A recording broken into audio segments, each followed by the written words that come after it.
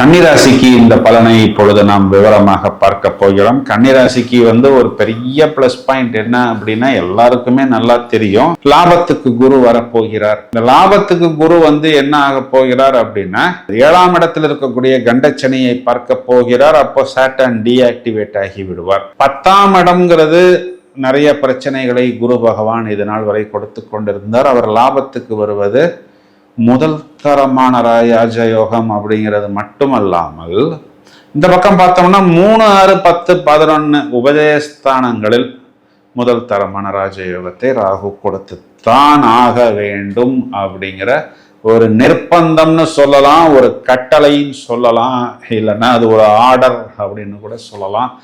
6ஆம் இடம் நமக்கு என்னன்னா மெயினா காம்படிட்டிவ் எக்ஸாம்ஸ்ல வெற்றி. அப்போ அதற்குண்டான விஷயங்களை கிரகித்து கொள்வது, எந்த ஒரு பரீட்சையாக இருந்தாலும் ரொம்ப நாளாக நான் ட்ரை பண்ணுறேன், என்னால் அதை நான் கிராக் பண்ண முடியலன்னுலாம் இப்போ சொல்கிறாங்க பாருங்க. இப்போ எல்லா கிராக்கும் மொத்தமாக பண்ணி அந்த விஷயத்திலிருந்து இவர்கள் வெளியே வந்து விடுவார்கள்.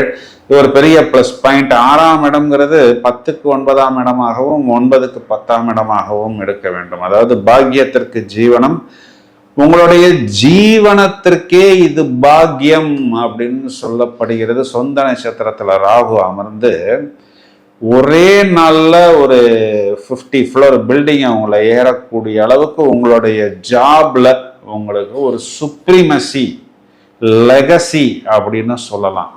பூரணமாக உங்களுடைய திறமையை வெளியே காண்பித்து கண்களில் விரலை விட்டு ஆட்டக்கூடிய அமைப்பு, சுப்ரீம் பவர், சுப்ரீம் நாலேஜை வெளிப்படுத்தி உங்களுடைய பாஷையே தூக்கி சாப்பிட்டு ஏப்பம் விட்டு, ஏதோ உங்க நல்ல நேரம் பிரதர், இது நாள் வரைக்கும் நான் இங்க ஒர்க் பண்ணிக்கிட்டு இருந்தேன், என் லெவலே வேற. இப்பெல்லாம் இந்த இளைஞர்கள்லாம் பார்த்தீங்கன்னா இது வேற லெவல் வேற லெவல்லாம் சொல்றாங்க பாருங்க. அதை உண்மையாக உணருவார்கள்.